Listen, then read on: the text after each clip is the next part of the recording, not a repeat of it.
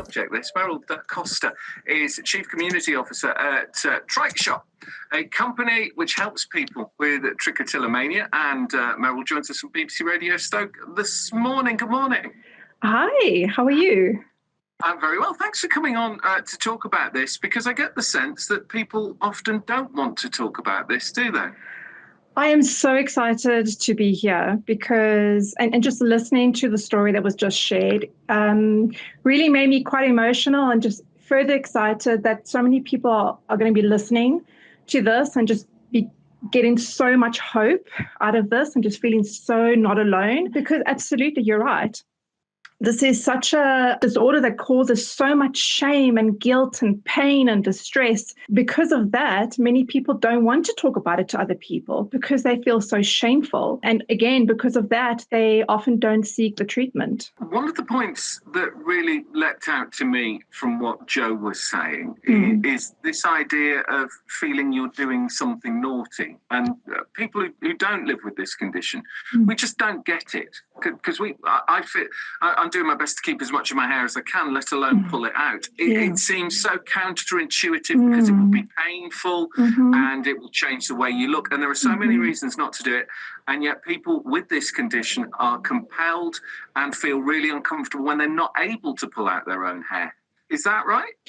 Yeah, so it's something really important to remember. This is not just a bad habit. You can't just stop. So we hear this all the time from people who do not understand anything about trichotillomania. You can't just stop doing this. And it's something that someone cannot control. So it's incredibly difficult. And the more education that there is out there, there will be more understanding from loved ones, from society in general, and it will just help people who are experiencing trichotillomania just feel less alone and less ashamed about the behavior.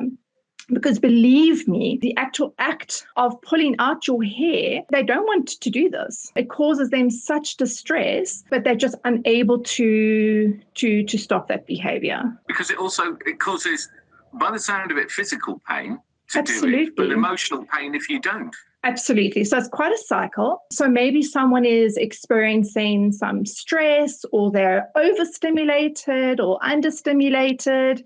And to try and relieve that, they go through a behavior that they know can bring some type of relief. Once they experience that behavior, they experience a brief sense of relief. And then immediately thereafter, there comes obviously the shame and the guilt and the stress and possibly even the pain as a result of actually pulling or yanking out a hair. So it's quite a cycle. And then once now they felt that shame, now they're dealing with all of those emotions. And again, to try and self-soothe that, they go through that cycle again. How severe can it be? In my sort of mind's eye here, Meryl, I've got this vision of people plucking at the sides of their own head. Can they leave bald spots? In the most severe cases, can they pretty much pull all of it out? How bad can it get? Absolutely. There are different levels of severity when it comes to trichotillomania. Some people might just pull a couple hairs here and there, and some might pull out as many hairs as there is possibly available. And it's important to remember that it's not just about the hair in your head.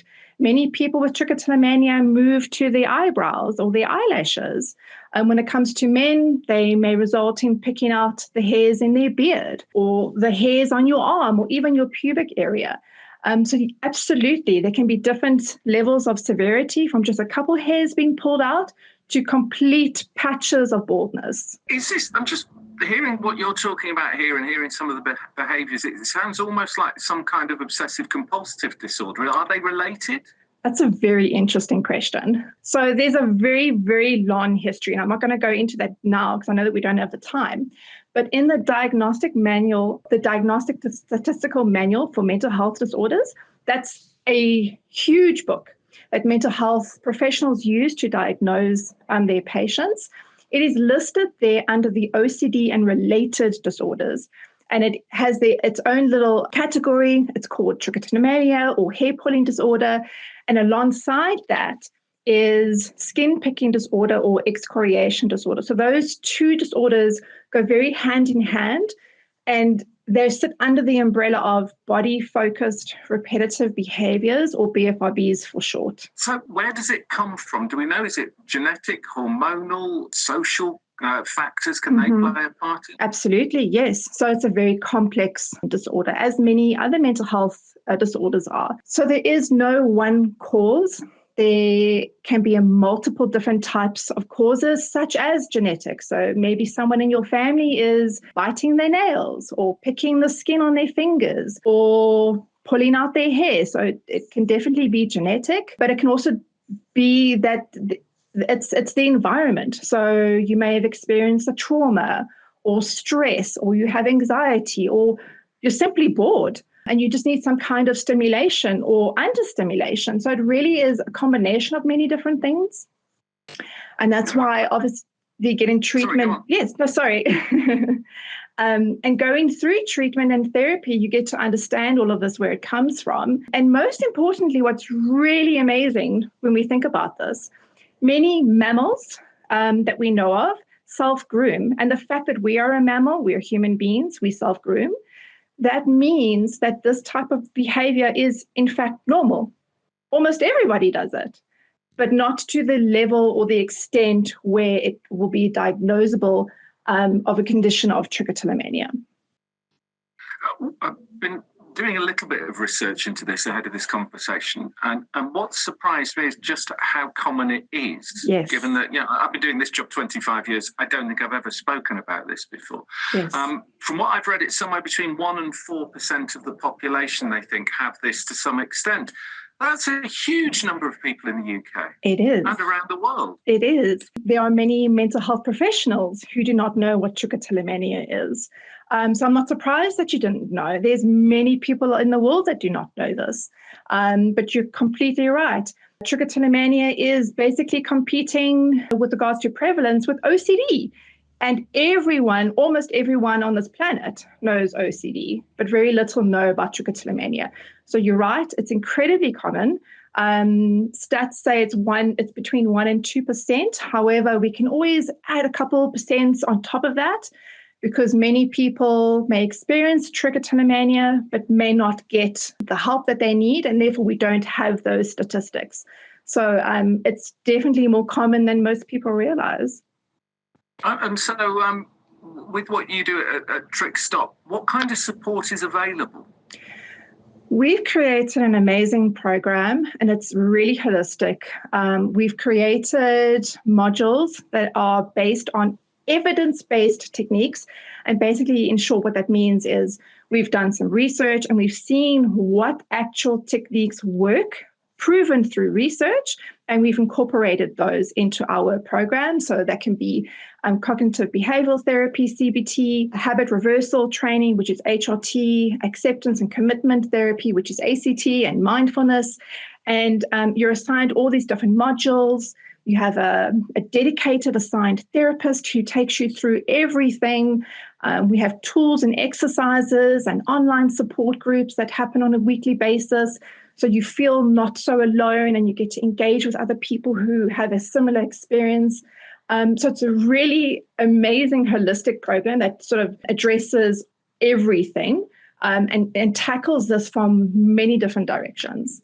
Given the numbers of people listening to this program, and given the data and the statistics we've just discussed there, I suspect that there'll be a few listening right now who think, this is me, and no one's ever spoken to me about this. Yeah. If people are concerned, because as you say, I suspect to some point we're all doing this, but actually if it's becoming problematic or a concern, what should people do? First of all, they can go on to our website. It's www.TrichStop.com.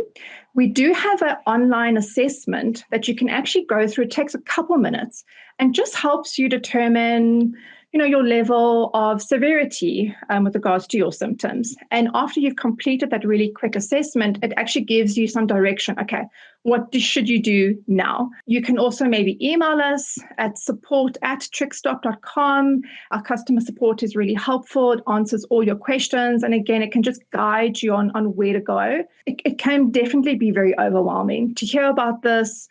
And think, okay, well, this could be me. What do I do now? No one's ever spoken about this. Where on earth do I find information? I'll start with our website. It's incredibly helpful. There's lots of information. We really have a library of webinars and blog content that goes into a lot of detail from all different angles that can really try and support you in figuring out, okay, what do I do next? It's been fascinating and eye-opening. Thanks so much for talking to us this morning, Meryl. Meryl Da Costa, Chief Community Officer at TrichStop, which is TRICH, as in trichology. TrichStop. Have a look on their website for more details. And if you are that person who's thinking, this is me, or this is my partner, my son, my daughter, whoever, potentially more likely your daughter, it seems to affect women far more than men, this. Do feel free, obviously, to look at their website, but feel free to talk to me this morning about it as well. 0800 121 8080.